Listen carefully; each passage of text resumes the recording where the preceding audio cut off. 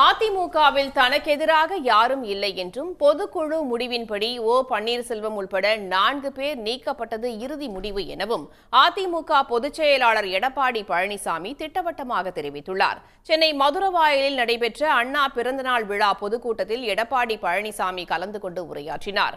அப்போது பேசிய அவர், அதிமுகவில் தனக்கு எதிராக 6 பேர் உள்ளதாக தொடர்ந்து திட்டமிட்டு பொய்யான செய்திகள் பரப்பப்படுவதாக தெரிவித்தார். மேலும் பொதுக்குழு முடிவின்படி கட்சியிலிருந்து நீக்கப்பட்டவர்களுடன் மீண்டும் இணையும் பேச்சுக்கே இடமில்லை என்றும் உறுதிபட கூறினார். எடப்பாடி பழனிசாமிக்கு 6 பேர் எதிர்ப்பு, 12 பேர் எதிர்ப்பு, 18 பேர் எதிர்ப்பு, ஒருவர் கூட எதிர்ப்பு இல்லை என்பதை எங்கள் கட்சி கட்டுக்கோப்போடு இருக்கிறது.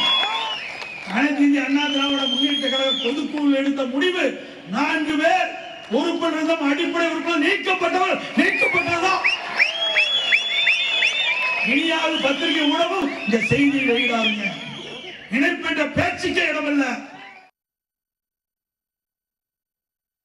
வரும் 2026 தேர்தலில் அதிமுக வலுவான கூட்டணியை அமைத்து ஆட்சியை பிடிக்கும் எனவும் எடப்பாடி பழனிசாமி நம்பிக்கை தெரிவித்தார்.